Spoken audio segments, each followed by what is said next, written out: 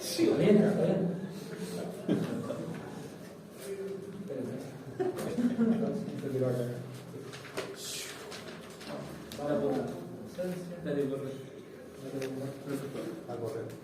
Ah, la weá.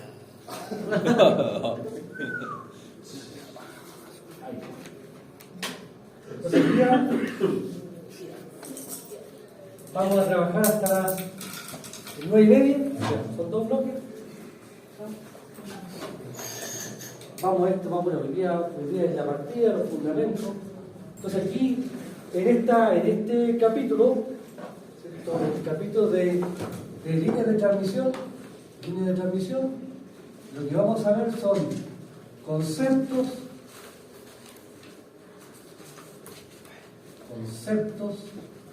de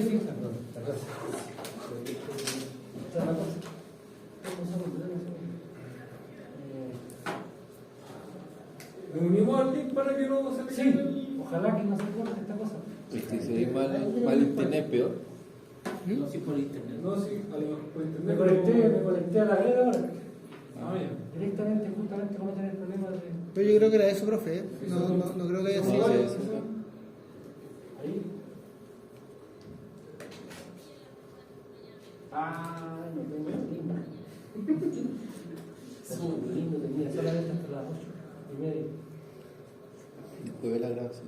Pero, profe, yo igual pongo mi grabación a disposición de todos. ¿Ah? Siempre yo pongo mi grabación a disposición de todos, así que no, Ah, genial, ya, genial. no se haga tanto problema. Pero para el próximo hay que hacer un link extendido. Ya, perfecto, excelente. Yo le aviso al Wilson, no hay clase, porque no estoy. No hay clase. Ya, entonces, Ah, no, no.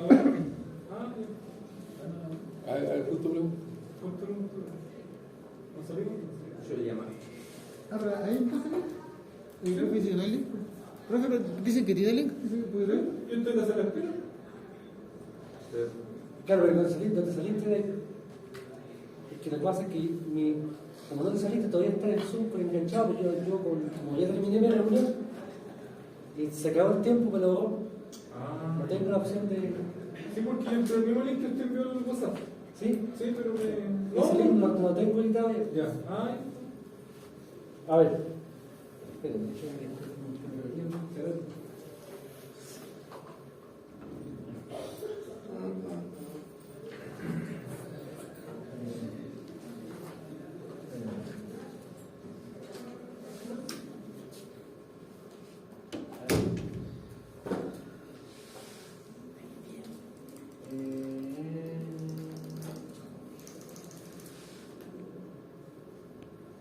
¿Cómo se ve toda la pantalla?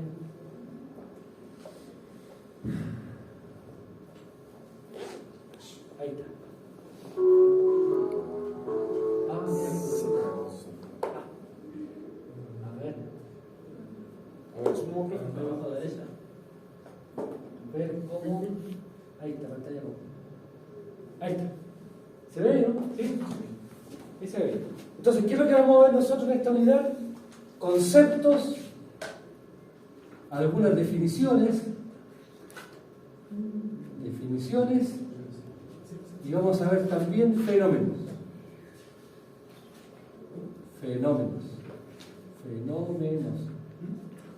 Después vamos a ver cálculo de parámetros. Aquí vamos a ver cómo se calcula la resistencia, la reactancia inductiva, la admitancia capacitiva de la línea. Y después, finalmente, vamos a ver análisis. Análisis de la línea de T mediante, ya lo habíamos comentado esto, parámetros A, B, C. Y por tanto la idea es definir un plan gradual para efectos de poder ir abordando el tema de la operación de las líneas. Lo primero que me interesa comentar respecto a la línea tiene relación, ¿cierto?, con la sección. Cuando nosotros hablamos de una línea de transmisión, hablamos de tres partes. Hablamos del conductor, hablamos del aislador y hablamos, ¿cierto?, de la estructura. Esta que puede ser, ¿cierto?, una torre o puede ser postación de concreto. Cuando hablamos del conductor, aquí hablamos del tipo de conductor y hablamos de la sección del conductor. Y por tanto, cuando hablamos del tipo, hablamos, ¿cierto?, del cobre, hablamos del aluminio y hablamos del ACSL. Acuérdense, conductor de aluminio con alma de acero. Cuando hablamos de la sección, estamos hablando del tamaño. Y ese tamaño del conductor va a ser AWG, puede ser MCM o puede ser en milímetros cuadrados. Y por tanto, esto ya lo habíamos comentado, ¿cierto?, cómo pasar de una sección a otra. Habíamos comentado el tema relacionado con el tipo de conductor. Ahora, cuando se trata en consecuencia del conductor, una vez que nosotros seleccionamos el tipo de conductor, tenemos que establecer el tamaño del conductor. ¿Cuál es la sección que yo necesito? ¿Cuál es la sección que me sirve? Profe, ¿eso depende de la resistividad del material?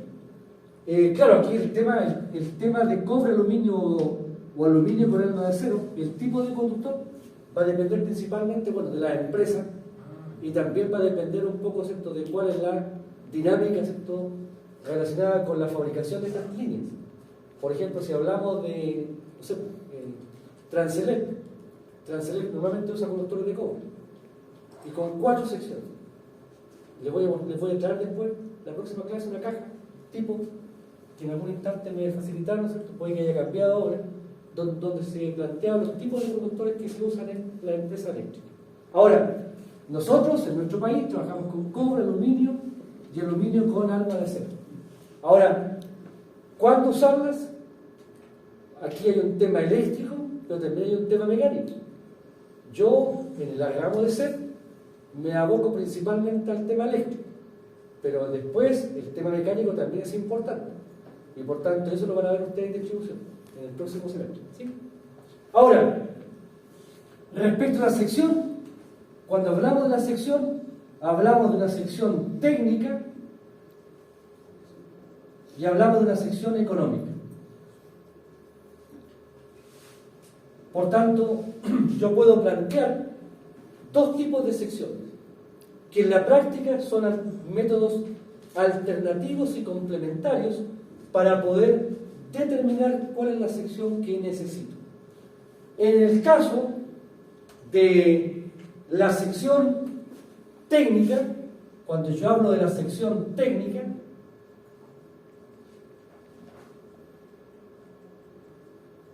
¿qué es lo que hago yo? Calculo la corriente nominal en la línea de transmisión. ¿Cuál es la corriente que va a pasar? En función de cuál es la potencia a transferir y en función del voltaje de la línea. Y por tanto, conocía la potencia a transferir y conocía el voltaje de la línea, que yo calculo la corriente. ¿Y qué hago entonces? Elijo un conductor cuya capacidad térmica sea mayor que esta corriente. Por ejemplo, si tengo una línea en 66 kilos y quiero transmitir 100 MVA, o mejor dicho, pongámosle aquí 30 MVA, esa es la potencia que necesito transferir, esa es la tensión. Por tanto, ¿qué me dice la sección técnica? La corriente nominal será 30.000 dividido por raíz de 3 y por 66. Y eso me da, por favor, si me hacen el cálculo, ¿cuánto me daría? 30.000 dividido por 66 dividido por raíz de 3.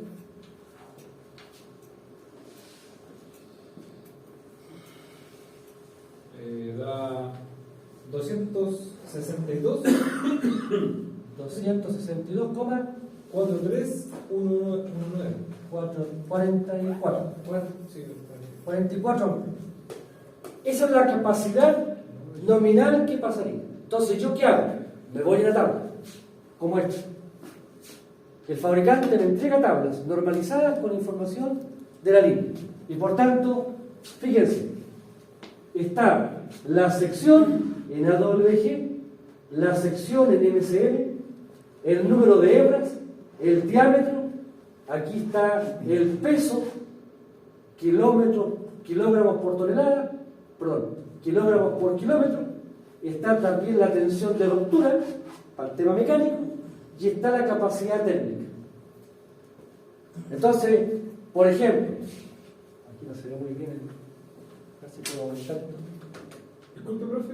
Dígame. ¿Qué dice el paréntesis que puso al lado de la corriente nominal de la Aquí, línea de potencia transferir Ah, y voltaje de la línea. ya. Ya, gracias.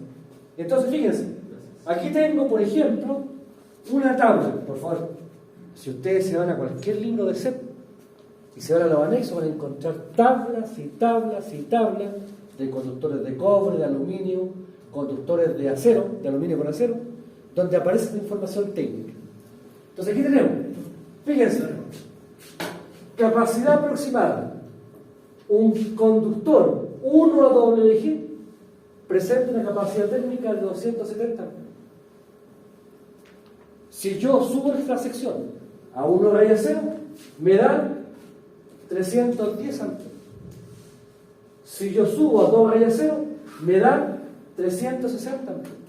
Por tanto, ¿qué es lo que hago yo? A lo bestia, comparo la corriente que necesito con la corriente que me aguanta el conductor. Y por tanto, aquí me sirve el conductor 1WG. 270, necesito 262. Dígame. No he dicho, tenía que ser no más del 50%. No, La eso corriente es, ruptura. no, el 50% es la tensión de ruptura. Ah, ya. Yo no debo aplicarle al conductor cuando yo lo estoy montando una tensión más allá del 50% de la tensión de ruptura. Aquí está la tensión de ruptura, en toneladas. Por tanto, esto ustedes lo van a calcular cuando hagan el cálculo mecánico. Aquí está la variable que ustedes van a calcular. ¿Sí? Pero eso es por tensión mecánica. ¿Eso tiene que ver solamente con la resistencia del cable o también tiene que ver con la resistencia de la exposición de la estructura? No, aquí nosotros cuando hablamos de la tensión tenemos que preocuparnos de tres cosas: de la distancia de separación, tenemos que preocuparnos del vano y preocuparnos de la flecha. Y eso condiciona el vano, fíjate, mientras la distancia de separación sea más grande, mayor peso tengo en el conductor. Fíjense por favor, aquí tengo un 2 raya 0, son 600 kilos por kilómetro. 600 kilos, casi más de media tonelada en 1 kilómetro de conductor. Por tanto, aquí lo que yo tengo es que si el vano empieza a aumentarlo, estoy concentrando más peso. Y más peso significa más fuerza. ¿Y las condiciones climáticas igual? Y también se contiene Sí. la presencia de hielo, la presencia Claro. de viento. Hay una normativa, está la normativa del RIC, donde establece un procedimiento de cálculo mecánico de línea, donde ustedes tienen que verificar ciertos cumplimientos. ¿Está? Esa matemática, o esos cálculos, que son cálculos mecánicos, lo van a ver en distribución. Aquí nos concentramos únicamente en el tema eléctrico. ¿Sí? Ahora, es verdad que antes se veía en C, pero generaba otra carga más de... Entonces se ha ido dividiendo un poco el esfuerzo. Ahora, fíjense, por tanto, la sección técnica apunta a eso, a comparar lisa y llanamente la corriente que yo necesito con la corriente que aguanta el conductor. En este caso, si yo elijo la sección en base a este criterio de sección técnica, quizá el 1WG me queda muy justo, muy clavado. Por tanto, elijo uno raya 0. ¿Sí? ¿Se entiende? Esa es la única estrategia. ¿No hay problema en el sobredimensionamiento? Claro, aquí si tú aumentas la sección, aumentas el tamaño, lo que vas a tener que pensar es que vas a aumentar el costo asociado al proyecto de la puesta en servicio, por el tema del costo del conducto. Entonces, aquí está el tema.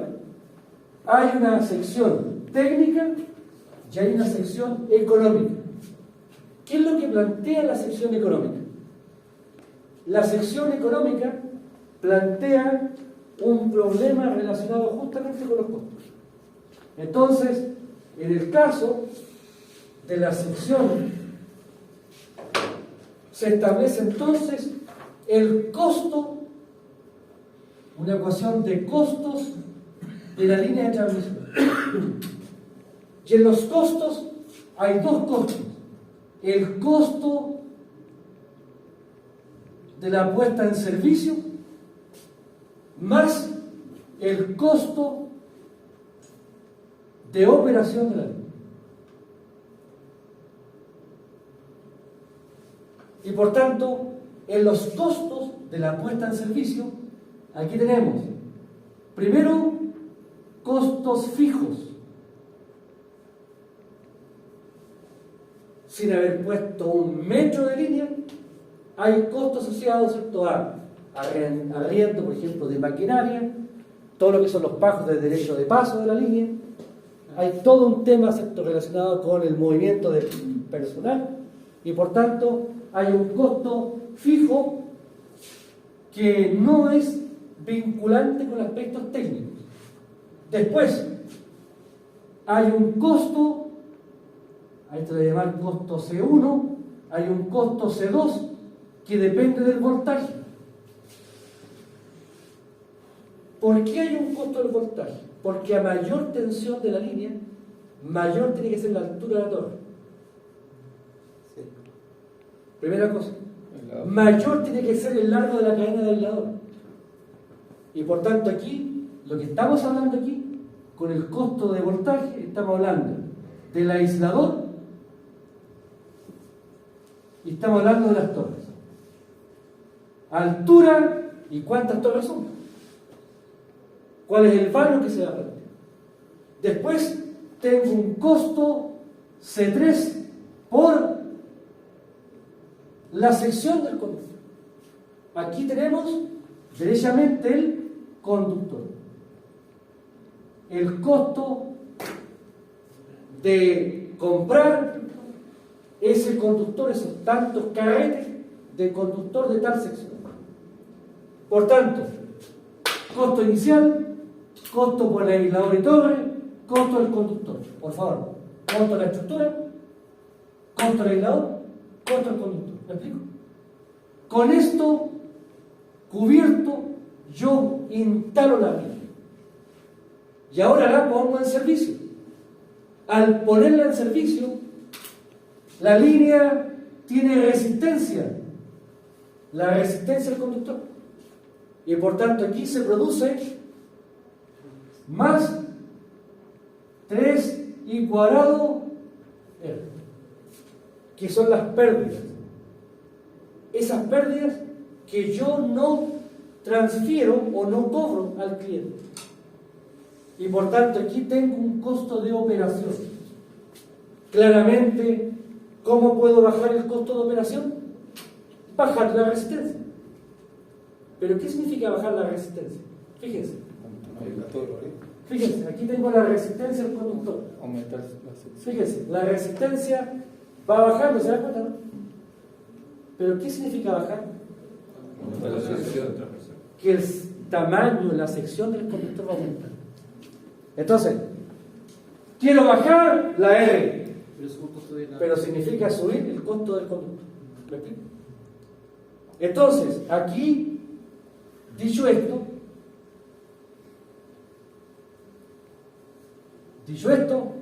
uno dice la resistencia es Rho partido por S y por L del conductor.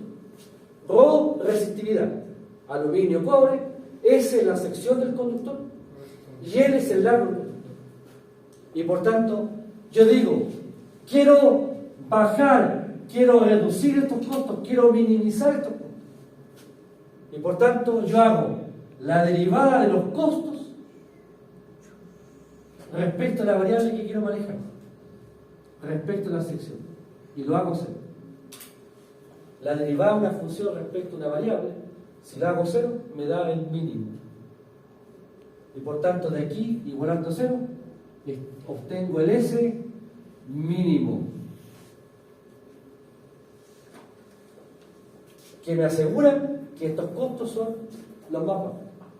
Y aparece ese mínimo que se llama sección económica.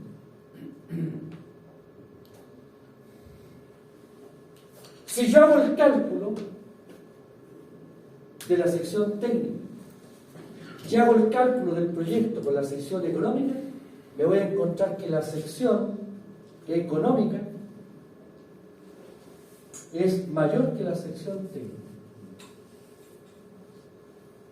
Para el caso que veíamos recién, la sección técnica me sirve un 1 raya 0.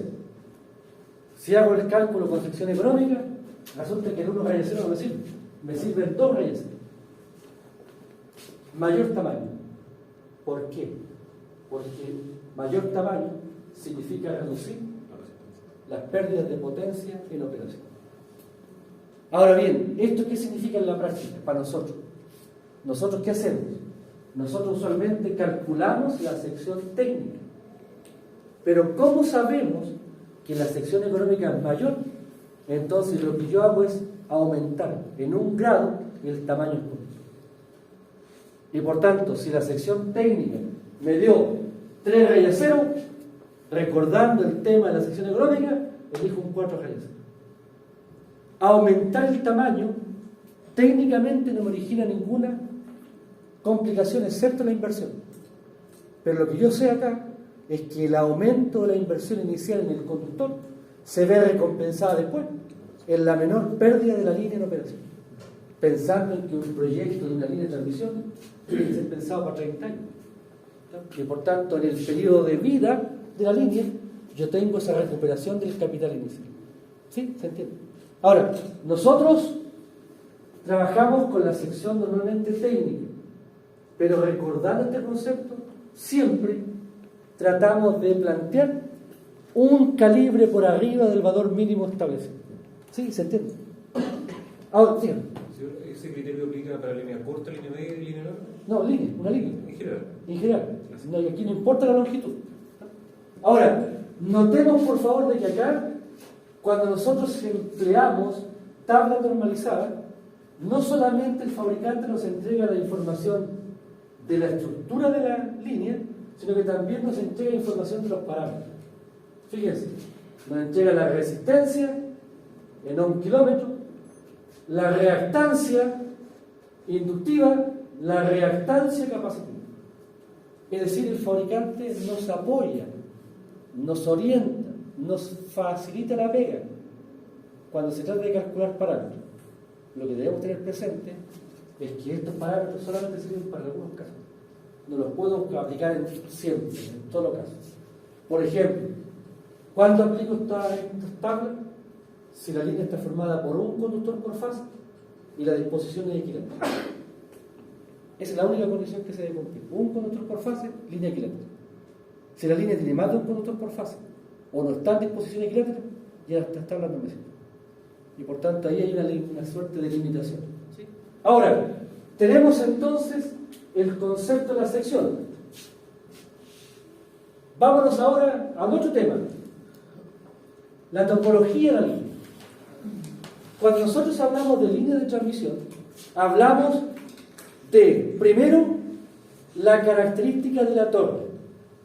Y por tanto, a medida que aumenta el voltaje, tiene que aumentar la altura donde van suspendidos los conductores. Y por tanto, yo tengo líneas en 66 que pueden medir 15 metros. Pero líneas sobre los 300 kilovolts supera los 50 metros de altura. Tenemos un aspecto. Hay una correlación entre tensión y altura de la línea. ¿Para qué está pensado esto?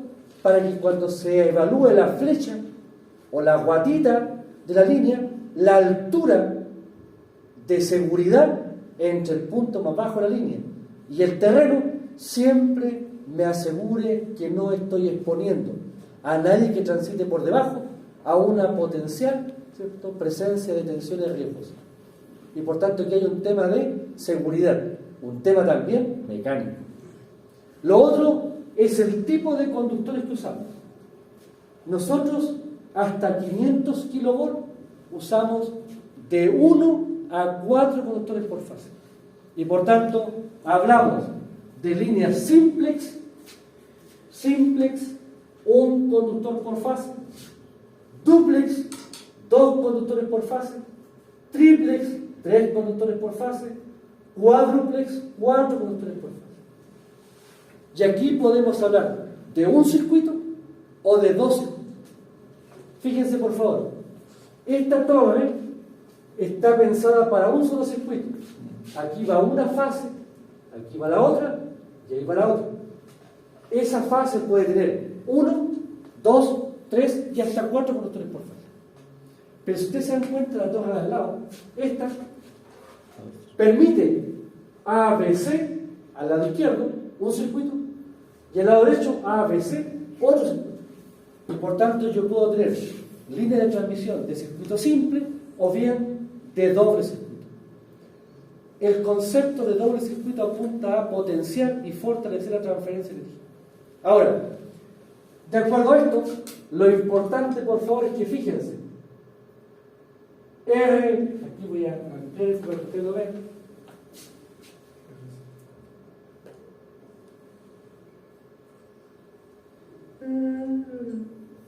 Fíjense, RST.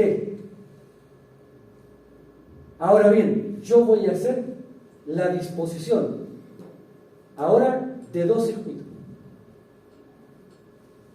Un conductor por fase en cada circuito. Acá, aquí está. Hago un circuito acá, un solo conductor, al otro lado, el otro. Pero ¿cuál es el tema, por favor? Fíjense la ubicación de la fase. Se invertida. RST. ¿Se dan cuenta que se origina una inversión de la fase? Esto aquí apunta a compensar el efecto de acoplamiento, el efecto inductivo, que es lo que vamos a ver en un ratito más. Por tanto, acá, una de las cosas que condiciona el funcionamiento de la línea de transmisión es el efecto inductivo. ¿Y dónde aparece el efecto inductivo? Principalmente en la topología de la línea. No da igual cómo ubique los conductores.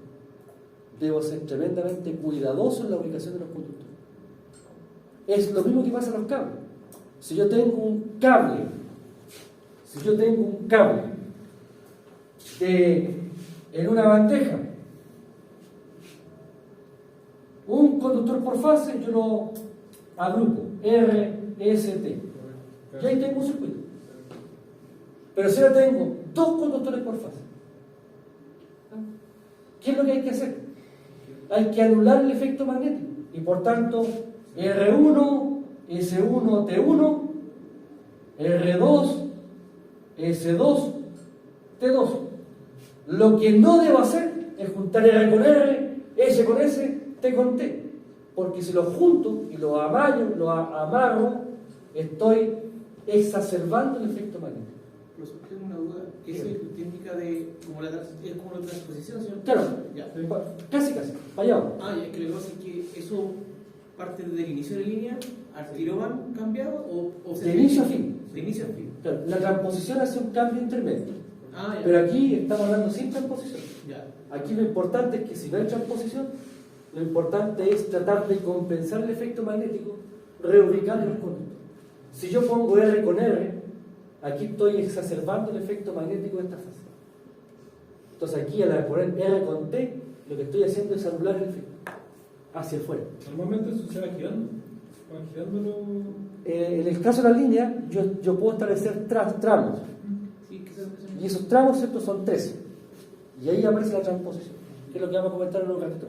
Pero aquí, lo que me interesa que ustedes perciban es que desde la mirada de la ubicación de los conductores, no es un tema casual, tiene una intencionalidad. Dígame. Sí, dígame. Señor, en el caso de la bandeja portaconductores, ¿Sí? veo que están simétricos la disposición de las fases, las R con las... Claro, aquí yo junto un paquete y aquí junto otro paquete. Tría. Estamos. ¿Pero están separados físicamente? ¿Hay distancia entre ellos? ¿O están amarrados por una marcada? No, aquí lo importante, lo importante es, a ver, lo que no se debe hacer es esto. RS.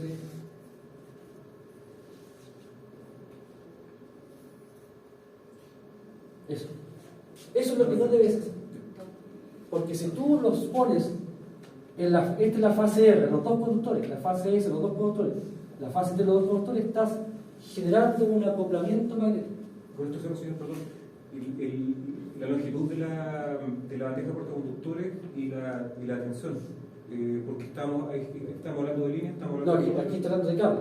Esto está hablando de conductores de menos de 1000 metros, Perfecto. en tamaños que son cualquiera. Gracias, Pero señor. son cables aislados, que pueden ir en una bandeja, pueden estar bajo el agua. ¿Estamos? Gracias, señor. Entonces lo que me interesa es que, aquí apunta esto, que la posición, la ubicación y el agrupamiento de los conductores es un tema significativo. Si ustedes hacen esto, se van a encontrar de que las corrientes en cada conductor van a ser distintas. Aquí, si yo agrupo, las corrientes, la fase R de los dos circuitos es la misma. Pero aquí, por este efecto magnético, se va a encontrar que hay diferencias de 10 amperes, 20 amperes, 100 amperes y más. Justamente por esta situación. Ahora, ¿esto qué significa? Que cuando llegue el conductor al terminal de la celda, en una fase va a haber más corriente y por tanto va a haber un punto caliente.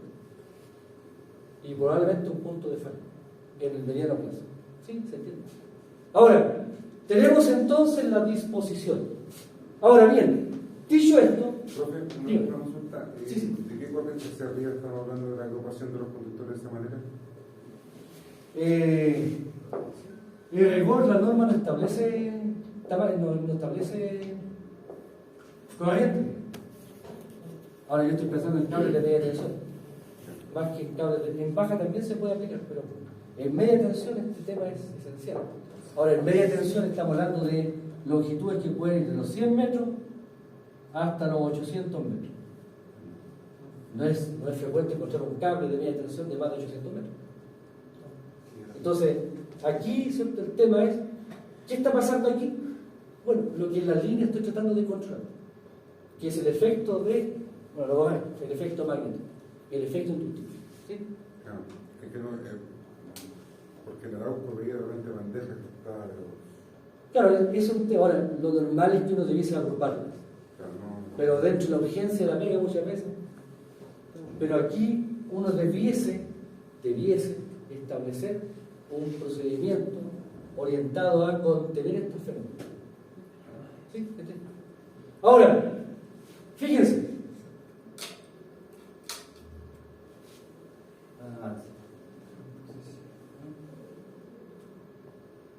Tenemos la topología, y aquí aparece el primer fenómeno que me interesa compartir con ustedes.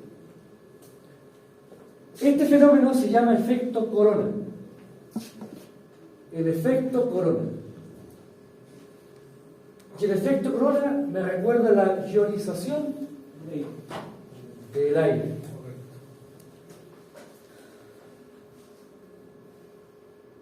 ¿Qué me recuerda esto? Esto me recuerda que el aire es inerte. Nosotros estamos aquí, ¿cierto?, en un contexto donde no hay presencia de ninguna descarga eléctrica. Pero resulta que la ionización del aire está asociada a lo que se llama el campo eléctrico de ruptura del aire. Y que normalmente está en torno a 20 kilovolts por centímetro.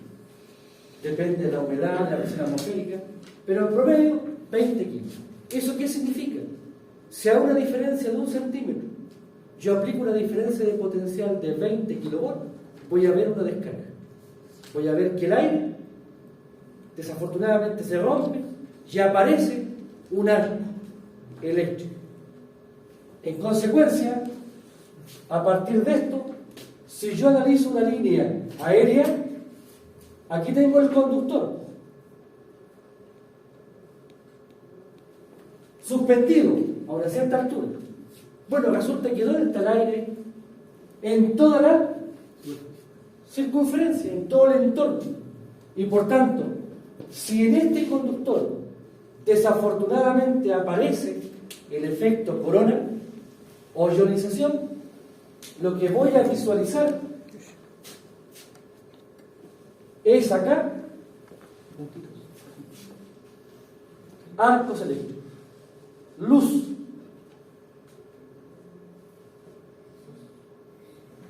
Ahora, esto produce tres fenómenos. Primero, o tres aspectos que destacar acá. El primero es una condición de ruido audible.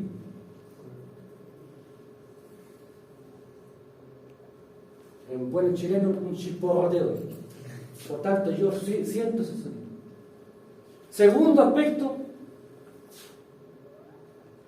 halo luminoso. Visualmente, sobre todo en la noche, yo puedo ver que aparece este pequeño arco eléctrico. Y el tercero es la interferencia electromagnética. Es decir, este fenómeno, que es un fenómeno de ruido audible y de halo luminoso, se puede transformar si yo tengo líneas de comunicación o señales de comunicación, se puede transformar en una interferencia en comunicación. Ahora, aquí hay que entender, por favor, de que hay situaciones en las cuales la misma línea, el mismo conductor, yo lo uso como un cable de transferencia de datos. Lo que yo acoplo a la señal de fuerza, acoplo por el manto del conductor una señal de datos, onda portadora que se llama. Ahora, eso era antiguo. Ahora lo que se hace ahora es que adentro del conductor, adentro, en vez de ir con una hebra de acero, va un cable de comunicación óptica, una fibra óptica, dentro del conductor.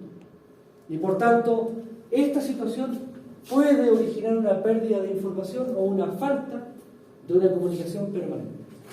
Ahora, como esta es una problemática, lo que yo debo hacer es tratar de contenerla, reducirla.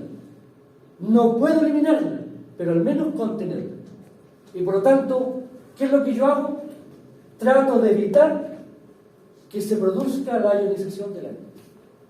Y por lo tanto, a partir de esto, yo establezco entonces una relación entre el campo eléctrico de ruptura y el radio del conductor. Y busco un radio, un tamaño del conductor que evite que se produzca en el entorno una ionización del aire. Y por lo tanto, si la línea es una línea de 110 kV, yo divido por la tensión de ruptura, 20 kilovolt por centímetro, yo obtengo el radio mínimo que evita o que contiene el efecto corona. ¿Cuánto me da 110 partido por 20? 5,5 centímetros.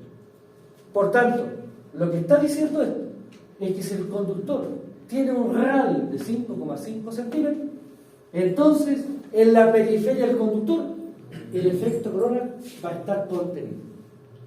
Digo contenido porque si la humedad atmosférica empieza a aumentar, probablemente ahí el campo de ruptura va a bajar de 20 a 15. Y por tanto ya aquí estamos pensando en un valor para ciertas condiciones ambientales. Ahora, fíjense por favor, 5,5 significa un diámetro de 11, ¿cierto? 11 centímetros. ¿Sí? Pensemos en una línea de 500 kilos. 500 kilovolts dividido por 20. 25. Kilovolt por centímetro me da 25. un radio mínimo de 25 centímetros. O sea, un diámetro de 50 centímetros. Y si mi línea de transmisión está cerca del mar, aplico los mismos cálculos, ¿no? En el caso, claro, el tema es que a orilla del mar la línea de transmisión usualmente yo trato de, siempre la línea va a ser de llegada, digamos. Sí, yo trato, en lo que es tendido de transmisión, yo debo hacer los esfuerzos necesarios para evitar que esa línea esté cerca del mar. Por el tema del, más que el tema económico, corona, el tema de la polución de la sal frutal, para los aisladores.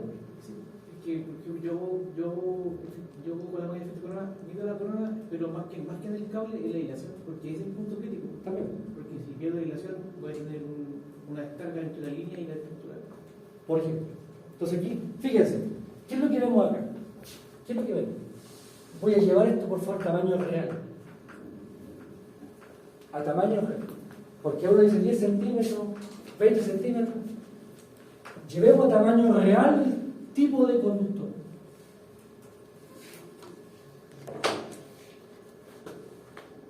Me tomé la libertad de traer una regla. Ahí. Pensemos en línea de 110. ¿Cuál tiene que ser el diámetro? 11 centímetros.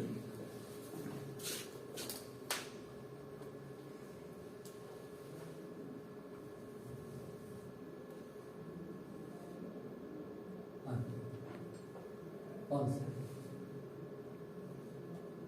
5,5.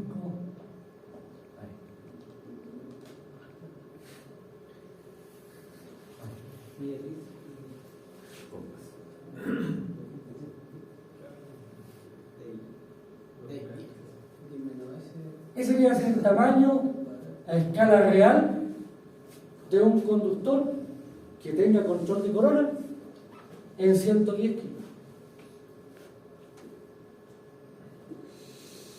Ese tamaño de conductor que es. Pero vámonos al caso extremo, línea de 500 kilos. ¿Cuánto es la diámetro? 50 centímetros. 25, aquí, 25 acá,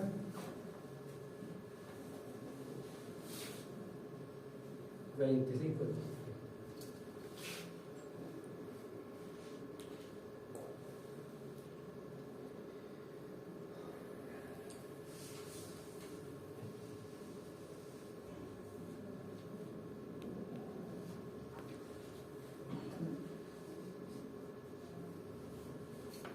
Ustedes me dirán, ese uno por fase. Ustedes me dirán cómo logro levantar esa bestia de conductor a 50 metros. Tendría que ser un vano de 1 metro, más o menos. Entonces, lo que vemos es que esto, aún así, este tamaño ya es un tamaño inviable, económicamente hablando. Este es impensable. Entonces, ¿qué es lo que se establece entonces? Se establece una estrategia mediante la cual yo genero una configuración equivalente del punto de vista del efecto corona. Y por tanto, en línea de 110, si yo detecto que el efecto corona puede ser significativo, lo que hago es construir una línea de 2 conductores por fase. De tal forma que el efecto de manto sea equivalente a el conductor original. Y acá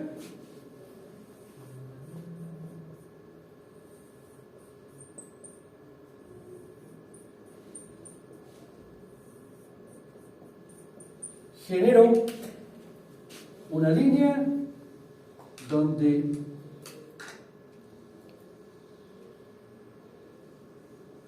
ubico 4 conductores por fase, de tal forma que el conductor equivalente me dé la superficie del conductor que necesito. Y por lo tanto, en línea de transmisión de 110 o más, cuando vemos 2 conductores por fase, o 3 o 4, no estoy pensando en disminuir resistencia, no estoy pensando en aumentar la potencia transferida, lo que estoy pensando principalmente es controlar el corona. Y por tanto, ¿dónde nos vamos a encontrar con 4 conductores por fase de línea de alta tensión? 500 kilos. Nosotros tenemos hasta ahora 500 kilos. Pero si nosotros vemos la realidad de China, por ejemplo, donde hay líneas de 750 o de 1000 kilovolts, ahí 4 no les sirven y tienen que trabajar con 6 y por tanto ya forman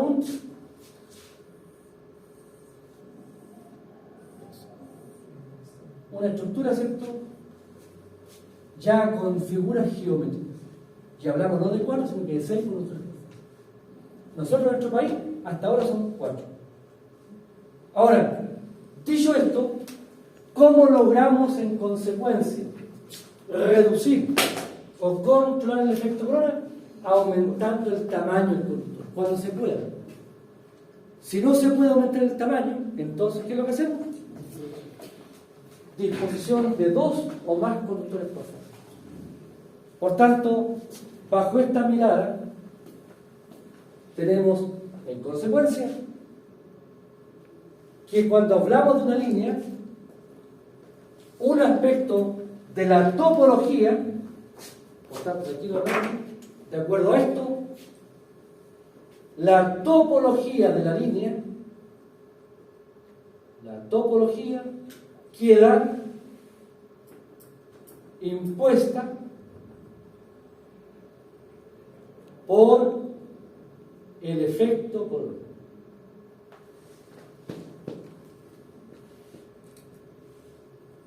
Ahora, el efecto corona, aquí lo he planteado para el caso de conductores desnudos en línea de transmisión. Pero ¿qué cosa es el efecto corona finalmente? Es la iniciación del aire. Y por tanto, esto se puede plantear a un aislador, a una estructura, ¿no? Y uno habla del corona en general. Pero la génesis del efecto corona está principalmente orientada a su impacto sobre el comportamiento de conductores en línea de transmisión. ¿Sí? ¿Se entiende? Ahora, ¿qué otro aspecto me interesa comentar? Nosotros, además del efecto corona o fenómeno corona, también podemos, desde la mirada de la línea, identificar otra problemática. Esta problemática tiene relación con lo que se llama las descargas atmosféricas. Yo tengo una línea de transmisión, por favor aquí la figura es esquemática, tengo la torre, aquí tengo el vano, tengo el aislador y ahí está el conductor. El conductor, ¿cierto? Y el aislador que suspende al conductor. Tengo la torre, ya esta línea, ¿cierto? Sigue para acá hasta que llega, ¿cierto? Al final de la línea. Aquí estoy pensando en el punto de partida, que podría ser el punto de partida un patio de una subestación, una central generadora o una central, ¿cierto? De transferencia. Ahora, la línea normalmente pasa por algunos sectores donde la probabilidad de la descarga atmosférica existe. Está catalogada, está estadísticamente definida. Uno puede incluso en nuestro país encontrar un mapa de la probabilidad de que surja o aparezca una descarga atmosférica. Y se cuenta al año. Y ahí se habla del nivel isocérámico de la estructura. La probabilidad de que ocurra una descarga. Entonces el tema es, si ocurre una descarga, ¿qué debo hacer? ¿Qué opciones tengo? Y aquí, por favor, cuando se trata de una descarga atmosférica, nosotros tenemos dos aspectos que considerar. Primero es la protección primaria.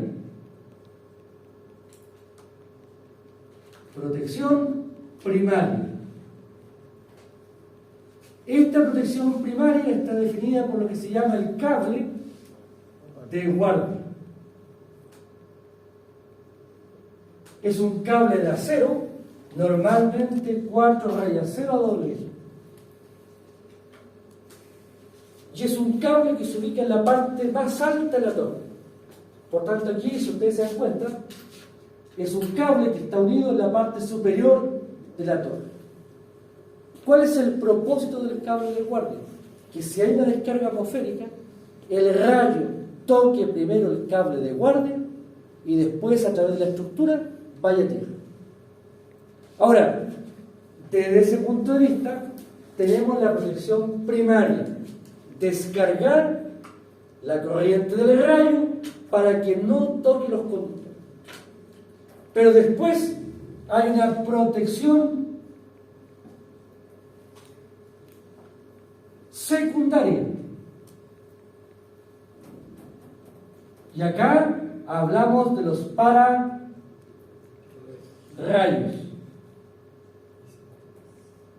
Entonces la pregunta es, ¿por qué el pararrayo? ¿Qué propósito tiene? ¿Qué sentido tiene? Y aquí, por favor,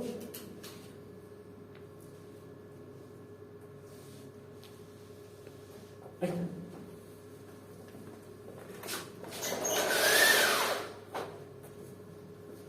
Cuando se produce una descarga atmosférica, pensemos por favor que la corriente del rayo, por favor esto es estadístico, la corriente del rayo estadísticamente son 20 kiloamperes.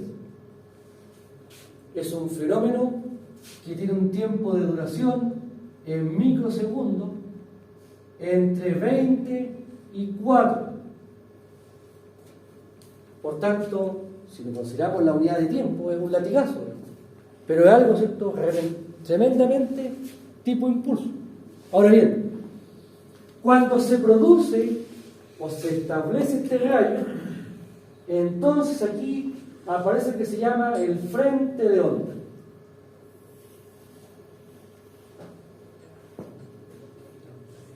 ¿Qué es el frente de onda? Es un fenómeno mediante el cual en el punto donde se produce la descarga, por ejemplo, si la vemos aquí, en la línea de transmisión se presenta un transiente. Ese transiente viaja hacia acá y viaja hacia allá. Es un transiente tipo impulso. Valor de este transiente, voltaje transiente tipo impulso de aproximadamente 2 veces el voltaje nominal. Por tanto, si la línea es de 66, tendríamos aquí una tensión transitoria que aparece de aproximadamente 130 kilómetros. Esa tensión viaja por la línea hacia la fuente y hacia la carga. Si yo no hago nada, esa tensión rompe la hilera y rompe todo hacia la fuente y hacia la carga. Y por tanto, ¿qué es lo primero que instalo?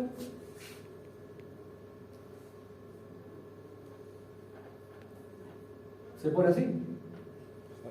Yo instalo un pararrayo. ¿Qué hace el pararrayo? Es como un diodo celo. A un voltaje de entrada, él limita el voltaje. Y por lo tanto, si aquí la tensión era así, y aquí tenía el transiente, y si yo veo la tensión al otro lado, es la misma, pero el transiente cortado.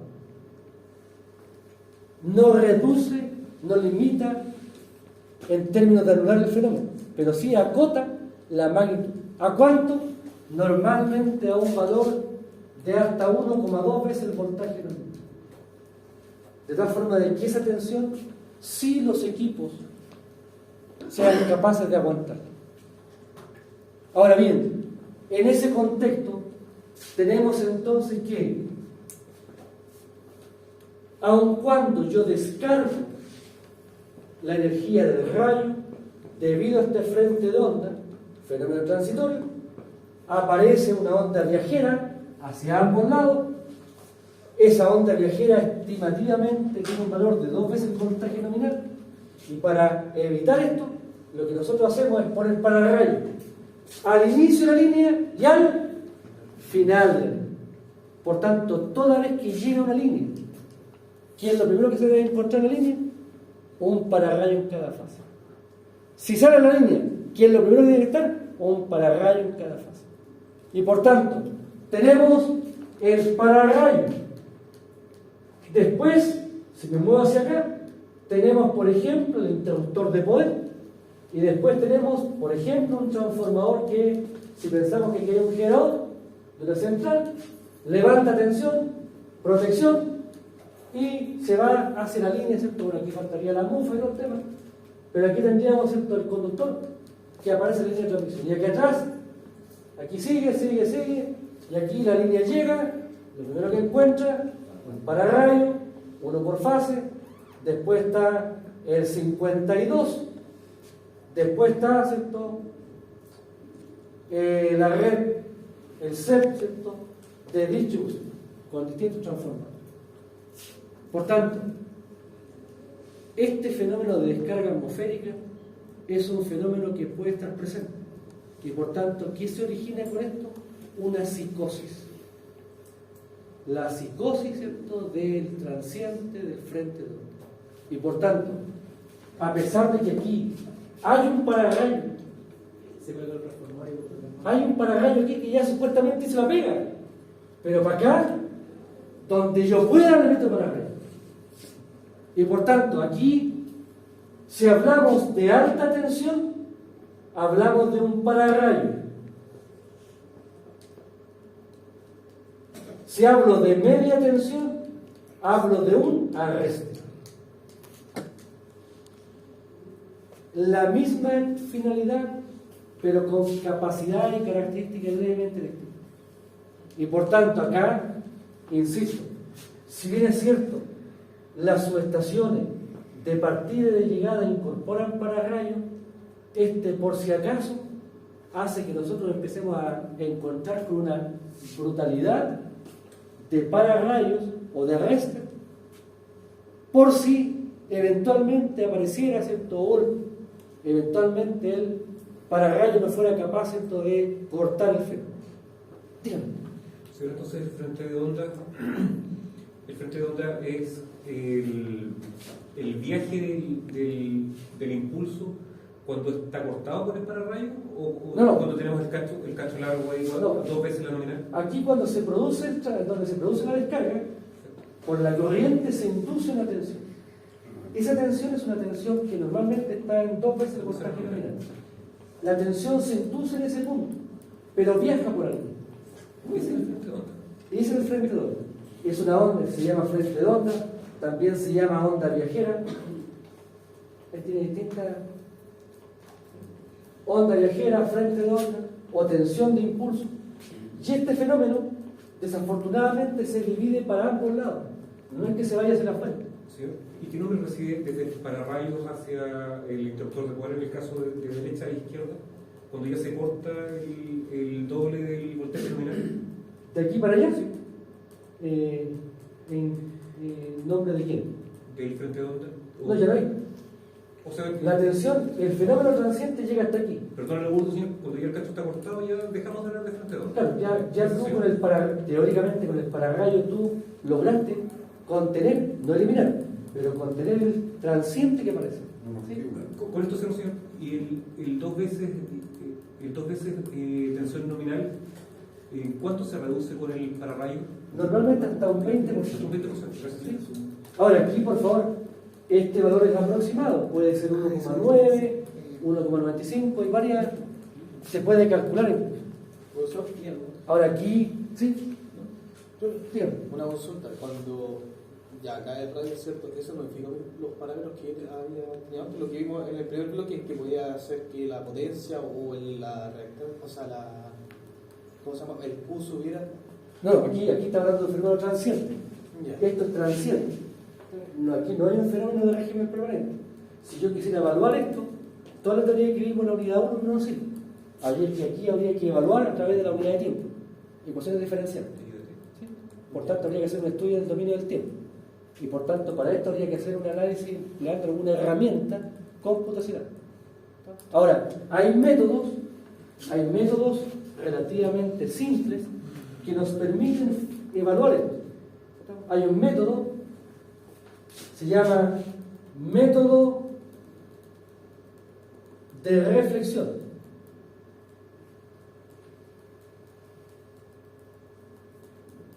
Este método de reflexión es un método que permite estimar cómo se mueve este frente de onda a través de la línea. Pero aquí ya tú no puedes aplicar que el SV por I conjugado, no, ya no, porque aquí estamos en un fenómeno transitorio. Ahora, nosotros dijimos, vamos a hablar de líneas de transmisión en régimen permanente, pero es importante, más allá de entrar al detalle, que ustedes entiendan por qué aparecen los pararrayos y por qué aparece el cable de guardia con la línea de transmisión. Y el sentido son frente a la eventualidad de que haya una descarga atmosférica. Ahora, este es un problema. ¿Cuál es el otro problema? Fíjense.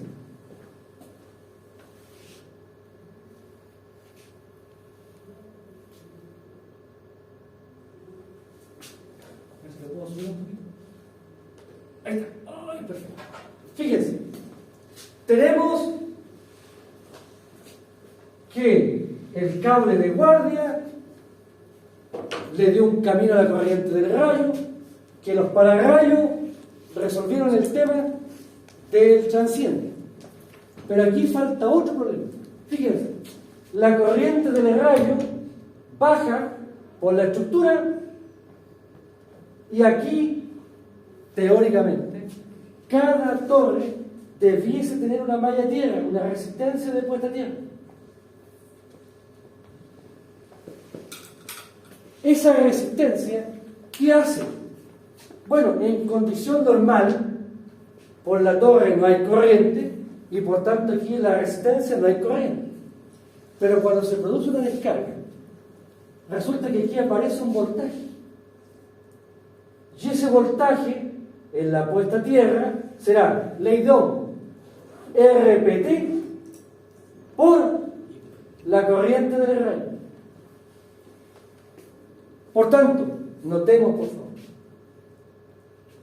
si la RPT vale 1 ohm, perdón, 1 ohm, el voltaje en la puesta a tierra será 1 por 20, ¿cierto? Por 20 kilos, me da 20 kilovolts.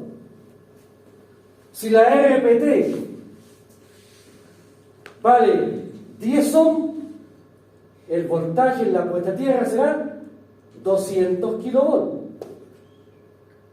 Por favor, es una tensión transitoria que dura entre 4 y 20 microsegundos. Si la resistencia de la RPT vale 40 ohm, esto me da PPT 40 por 20, 800 kilovolts. Entonces uno dice, ¿hasta dónde es peligroso? ¿Dónde es razonable? Y aquí aparece entonces el concepto del vil.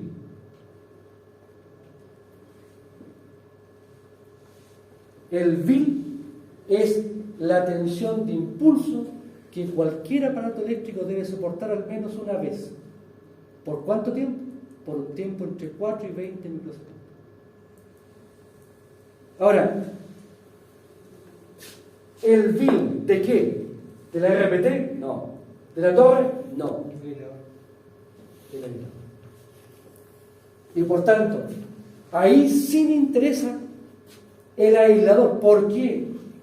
Bueno, porque haciendo el cálculo, despreciando algunas consideraciones, la tensión que aparece aquí se refleja en el aislador. Y por tanto, cuando hay un ohm en este aislador, aparecen 20 kilos. Cuando la resistencia de puesta a tierra es 10 ohm, aquí se reflejan 200 kilos. Aquí me he tomado la libertad, por favor, me he tomado la libertad. Fíjense, en líneas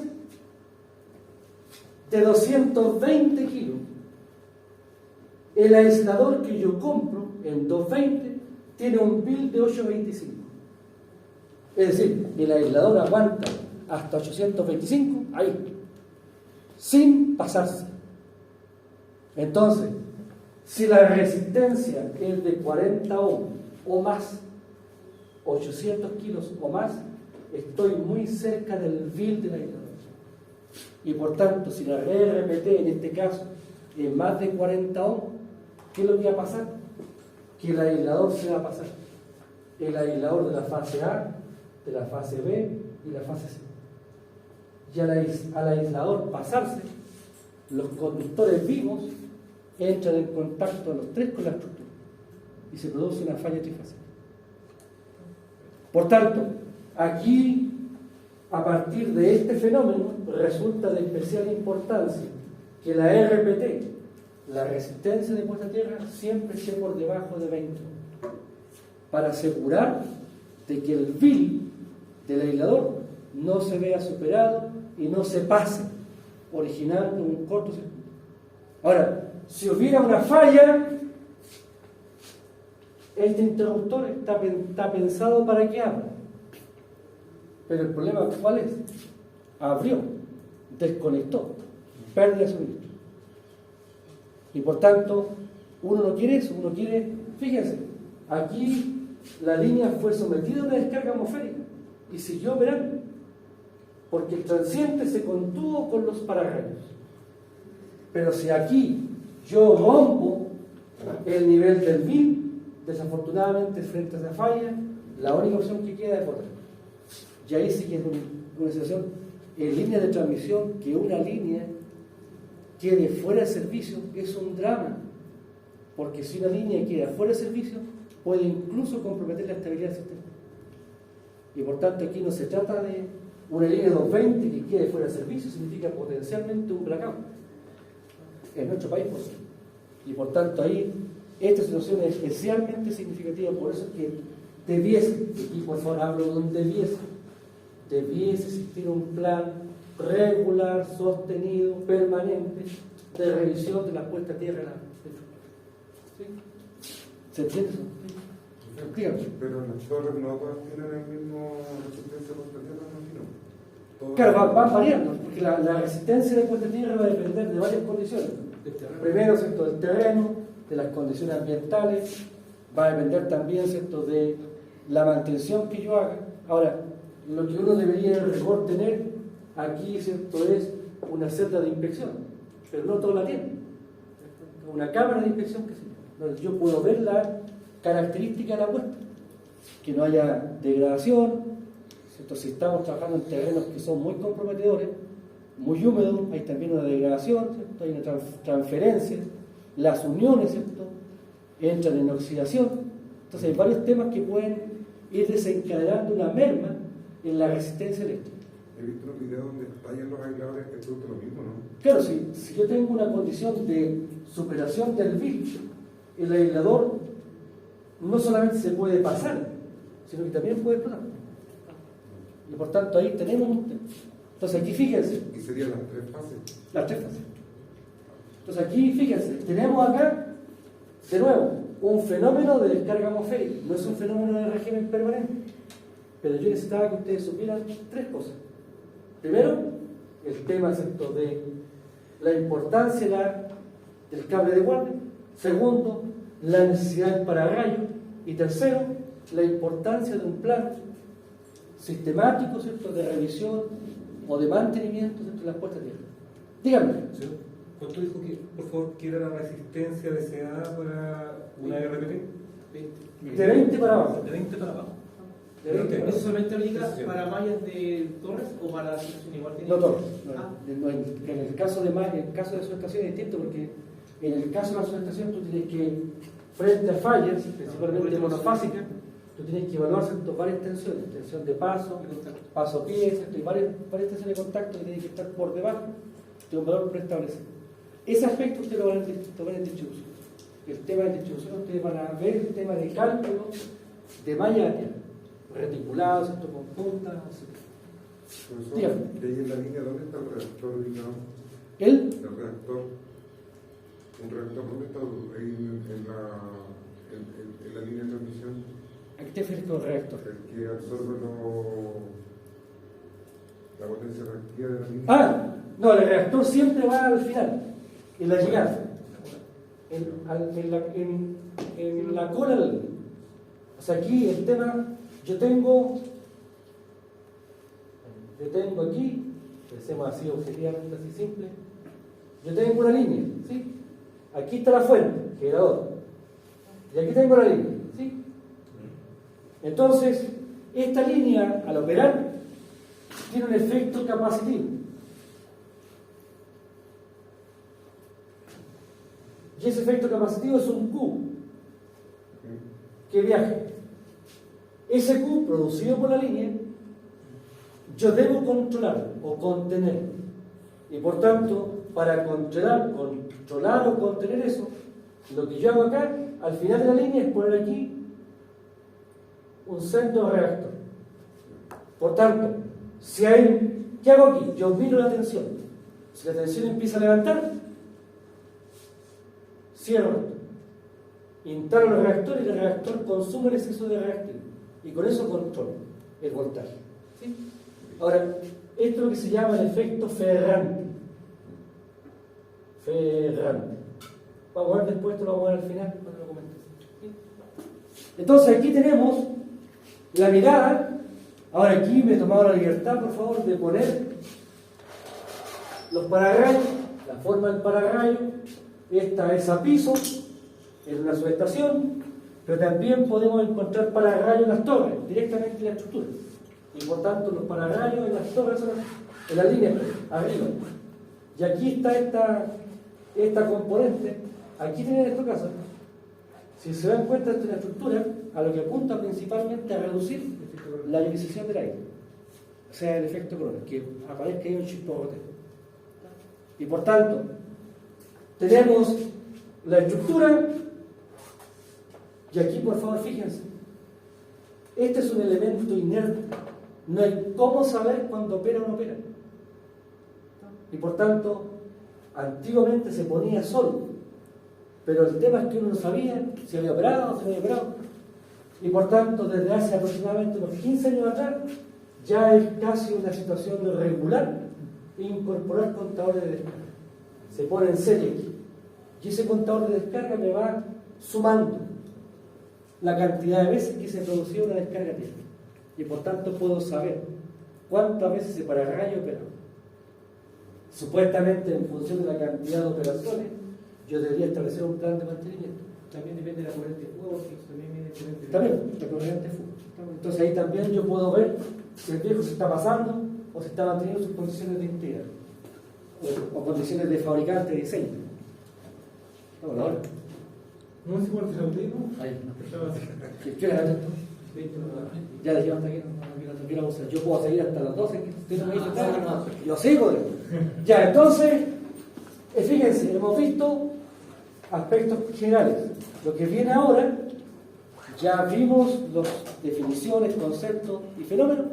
Ahora vamos a ver el cálculo de parámetros, que es lo que veríamos a partir de este sábado. ¿Sí?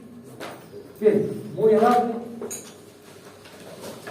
La hoja de firma, por favor, ¿todos firmaron? ¿Alguien no ha firmado? ¿No? Ya. Nos vemos, ¿qué quieren hacer?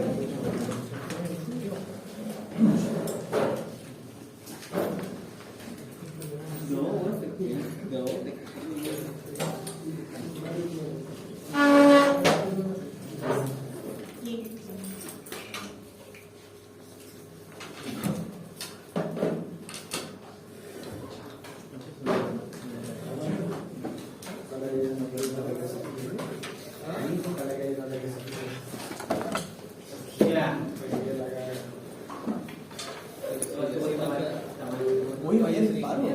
Sí, viene a jugar.